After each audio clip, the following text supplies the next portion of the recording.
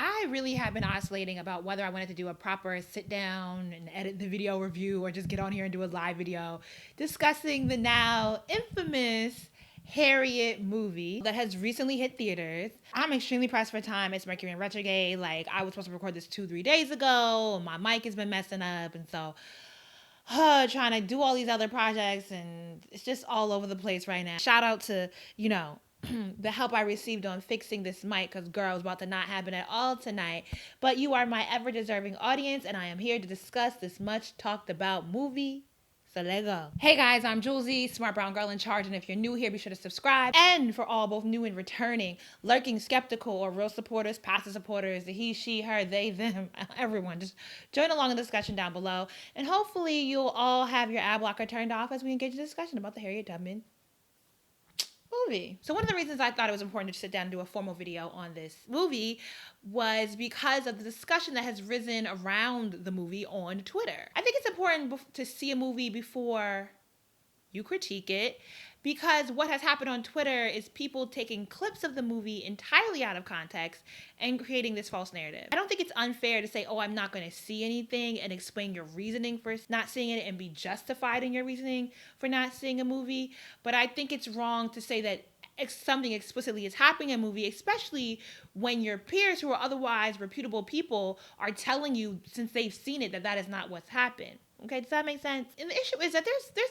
a good bit to critique about this movie, and it really just gets us nowhere creating these false narratives to critique. Because then what happens is we divert the conversation and we don't actually move the needle forward anywhere. Because the focus of the conversation for the people that we are being critical of will then become pushing back against the false narratives versus addressing the actual applicable criticism at hand. So all of that is to say very firmly, there is no white savior in the Harriet Tubman movie. Do not think, as I said previously, it is wrong for people to decide to not see the movie. But I personally am not going to die on the hill of calling a boycott based on narratives that are not true, nor am I going to participate in the spirit of antagonism that seems to be so prevalent just on Twitter in general, because I do think all sides of the discussion have very valid points that they are trying to make. So for some background context, the most noticeable pushback has been against the casting of Cynthia Urbo as Harriet Tubman.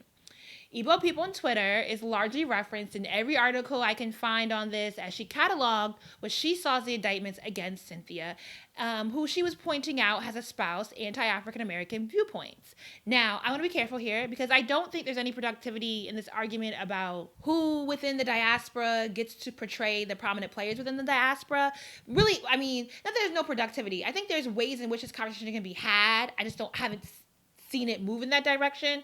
And for me, I really don't see any way in which we can lay out a universal law that would be able to applicably police the ethnicity and nationality in order for it to be in line with the ethnicity and nationality of the person being portrayed for every role. I just don't see the continuity ever really meeting that level. But I do think there is room to expand the conversation. There's actually a conversation to be had in the diaspora at large about how we privy or uphold the British mystique, right? Because I don't even think it's so much that, like, when we look at, okay, these past movies, I mean, I'll get into the whole 12 Years a Slave thing a little bit, but like, we are casting classically trained British actors. This isn't even like we really are just plucking people from outside the African American community and saying, oh, okay, this part of the diaspora is better than us. I actually don't even think it's like the Nigerianness, it is the Britishness, right? And the way in which the diaspora at large, like one of the largest colonizers in the world, we seem to esteem their culture the most. I'm not making sense, but that's the thought. That's where I'm at here. To get back to Cynthia specifically, for my preview, it doesn't really seem like the argument firmly lands on Cynthia's ethnicity and nationality of her being Nigerian British. But really, part of it is her association with one Lovey, who at one point misspoke on an aspect of Black American culture to say no, nothing about Tevin Campbell. And Cynthia retweeted in support of her friend And then more recently, Cynthia also, in support of another one of her friends, Janelle Monáe, I mean, sis, you should just pay attention to the Tories and the parliaments and the British politics. Like, you have Boris, we have Trump, leave us alone. But for whatever reason, she thought she had a voice to co-sign Janelle, who stupidly also tweeted about black people needing to register to vote rather than wait in line for Popeye's chicken, even though black people in general have some of the highest voter registration percentages in this country. But okay. I actually understand the argument against Cynthia. I just can't apply it universally because I just don't have an argument that I feel can really take her down. Because on the flip side, often when you ask about who should be casted as Harriet, Ayesha Hynes comes up a lot, and she's a Grenadian American. She's Caribbean American. And I mean, sis, Ayesha absolutely killed the role of Harriet in the Underground series. But Ayesha, that was one of the best episodes in the Underground series. She absolutely killed the role. What bothers me more about Cynthia specifically is past this casting of Harriet is why is she constantly going after roles to portray prominent African Americans?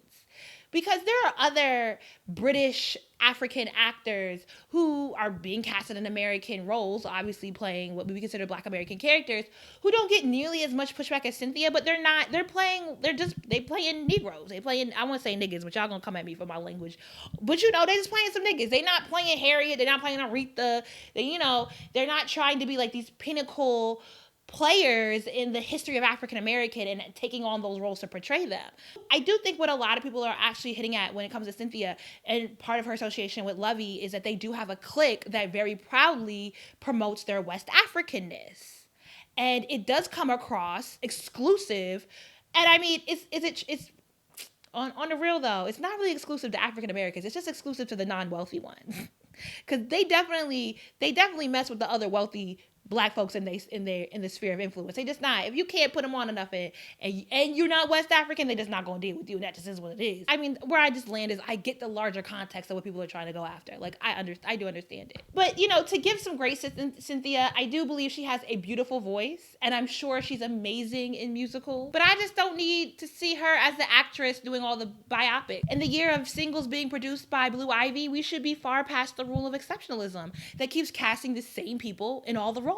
I mean, firmly, even past this argument singularly focused on Cynthia, just when it comes to where can we go about being more mindful of how casting does go, is that the playing field needs to be opened up and be broadly more inclusive of more Black actors across the board. Now, to me, in my personal opinion, Harriet's just not that great of a movie.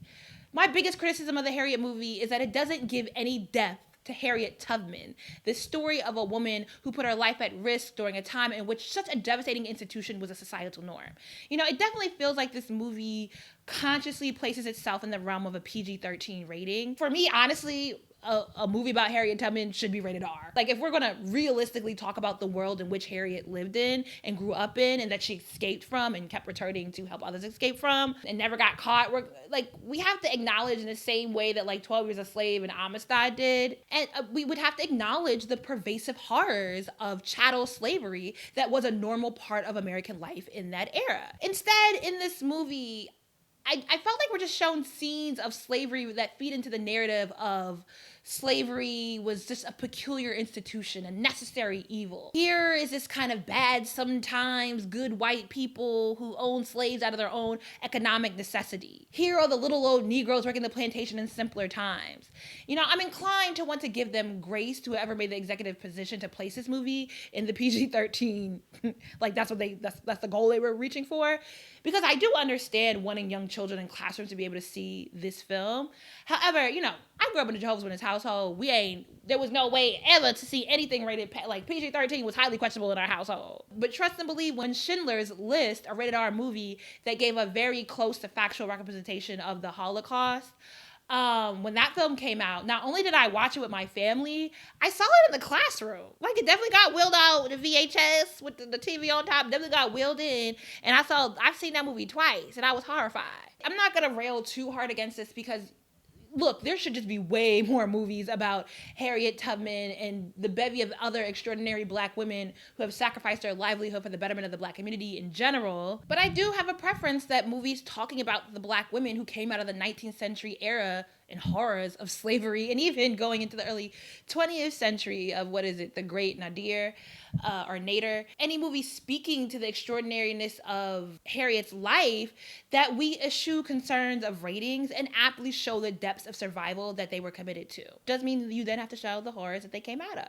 The representation of slavery just felt very Thomas Jefferson writing in his journal in Monticello. Like, it did feel very kind of like there was room to claiming that the movie showed slavery as like a good thing. There was a lot of pauses. There was a lot of ability for people to have autonomy and agency that made it just seem like, if everyone had a little bit more oomph, felt like Kanye's thought process on choosing. It didn't get close to hitting the nail about it being like this horrific system that really had its foot on the neck of Black people. The film also felt like it was casted to who they wanted on the soundtrack. I could give Cynthia her flowers when she deserves them, because she does have a beautiful, gorgeous singing voice, but it never connected to me what that beautiful singing voice adds to the portrayal of Harriet. It really almost kind of flattens the narrative. It reduces a lot of it into the realm of mysticism, as if the heroicism of Harriet is all due to the spirits. And I'm not against mystical elements. I love a good nod to our ancestors and whomever is covering us through our unusual journeys in life.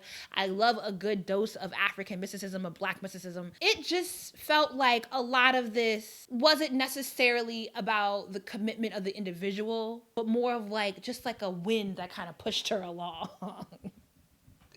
It felt very whimsical, presented in a very cliche manner, and leaned on a little too heavily. Singing the visions in foggy blue during the blackout are more prominent than actually I felt like Harriet herself.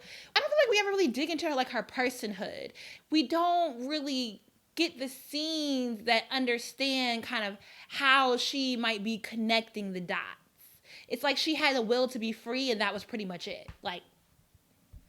And again, that portrayal then makes you want to, maybe not everyone, but I do feel like the portrayal gives the sense that if everyone just had a little bit more oomph, they could have also just did what Harriet did. And I don't actually believe that's true. Like, they had sis running across the open field. She almost got caught on a bridge, and after a long pause, jumped off of it, surrounded by a trove of white men. She came back in a top hat and a petticoat to rescue her mans. She carried a group of folks out by convincing a biracial woman to pass for white, whom IDK.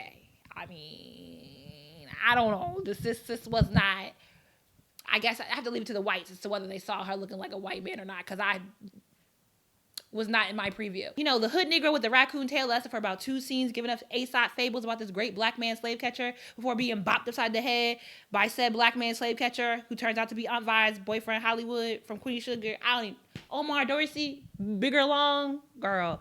I have jokes, but I'm gonna leave them alone. But yes, Bigger Long is a Black slave catcher in the movie. There is a Black slave catcher in the movie. Historically, I'll have to say though, that's not entirely inaccurate. And if this film was a better film, grappling with some of the complexities of slavery and how Black people invoked the system to survive it, it would have been an interesting explanation, especially since they did showcase that there was different sorts of levels for Black people in slavery. You have the Black preacher who has autonomy. Historically accurate was that Harriet's father was free. Her husband was also free. I think the film could have did a better job, even across the board, speaking to the different levels of what it meant to be enslaved and what it meant to be free, what it meant to be free in an abolitionist center like Philadelphia versus what it meant to be free in a slave state, and why someone would be free and not then leave. And it's not like you have to have these long sweeping dialogues, but the characters are all just a little flat. Okay, that's kind of where I go. Like, they're just all a little flat. Some could have did a better job of acknowledging that, specific to border states, that the rarity of Black slave catchers existed. The scene that everyone's talking about the white savior scene, I actually think that's probably the one thing that does acknowledge the craziness of someone finding a survival by being a slave catcher, and in essence his life is actually less valuable than a slave, because a slave, is labor. That's how you make your money. Slave owner shooting Bigger Long and killing Bigger Long because he wants Harriet because she's worth more to him than the slave catcher. That's probably actually one of the better arcs of the movie. I do believe that one day we're gonna have to have a critical conversation about Janelle Monáe, the actress. Too soon though? Janelle's character, Marie Buchanan, again, she was a split. We get that one interaction, Harriet's first talking to Marie, and Marie makes a quip about being free and why would you ever do that? And Harriet was like, well, you never understood. She makes a quip about her not understanding what it means to be in bond. Felt like Marie's character moves the story along, it moves the plot along, but I don't know that it specifically added anything to Harriet's character arc. Actually, several ways in which that relationship could have been a more fruitful character arc for both Marie's character and Harriet. It just really felt like Marie was a plot tool. Even the way she died was just like, okay. I don't really have a whole lot of issue to take with the historical component of the movie. I do know a white woman historian consulted on the film, and as someone who is attempting to apply for their PhD in history for this exact reason, because I want to work in consulting and media projects, I don't know that going after the individual woman makes a whole lot of sense. For starters, we have to remember that Black people as a whole are often deterred from pursuing degrees in the humanities. We can eat a lot of shit. Like, what kind of job you going to get with an African American studies degree? You going to be broke XYZ because you're not doing STEM. So many of us who stick through to get graduate level research degrees end up doing community-based research versus focusing on a single biography. Looking into programs I wanted to apply to and having a very specific area of research that centers around Black women history and being able to study that within an American history program, finding Black women historians who I could work under. There's just not a lot of them. And there are a handful of white women in the Black American and even the African diaspora history space. There's plenty of time. I'm going to pull up a history book on, say, Zora Neale Hurston, Fannie Lou Hamer, Harriet Tubman herself, and the research has been done by a white woman. Now, the tide is changing, but when we start making criticisms against a person, we have to remember the larger system. We have to remember the larger systems at play. And a lot of these PhD programs are built to keep us out. So, sponsor a graduate student. This is getting long, but let me close out on this. Cassie Lemons directed this film, and she also directed East Bayou. And with everything I said about Harriet, I don't think it's a horrible movie. I'm not calling for anyone to boycott it. We are allowed to critique Black art, and we should take that privilege. And it does not mean that we are organizing people against a specific thing. But I just don't think the movie's that good. Considering all the ways in which Harriet Tubman's story could have been told, I just don't think it did it well. If you think it's important to go see the film, by all means, go see it. I'm not opposed to kids seeing this movie. And it really feels like that's kind of who the movie was made in mind for. Having done East Bayou, Cassie's already showcased her ability to produce or direct a film that speaks to the complicated nuances of the way in which our society has accepted clear evils and how Black women have had to navigate these spaces. And I think with the nobility of the way in which we want to portray Harriet Tubman, it really was that nobility that sort of overshadowed all the other aspects of her story. Cynthia and that doofy gaze towards freedom. I just kept hearing Nicki Minaj's Queen Radio. You think Harriet Tubman was walking around with a fucking nice shiny fucking dress on with a fucking crown on her head when she was taking slaves to freedom? And then her progression of her wigs from nappy to slightly curly. Because yes, Negroes get free and our hair gets silky. That's how it goes. We all know that. Okay. Thank you for coming to my TED Talk. All right, that's it. That's my thoughts on Harriet. No, plenty of people have gone and seen the movie and enjoyed it. And I don't think there's anything wrong for those who enjoyed it. It's not like you have to be of lesser intelligence or lesser historical knowledge to enjoy this movie. I actually think plenty of people who are historians or and have training and PhDs and all that stuff in history would probably, will love this movie, especially if for the sake of loving that a movie about Harriet Tubman has been made. I get it. And the movie truly it's not offensive. It's not an offensive film. I just felt like it's flat. Okay? And that's that on that. But I would love to hear your thoughts on the movie and leave your comments down below. Thanks for watching. Deuces.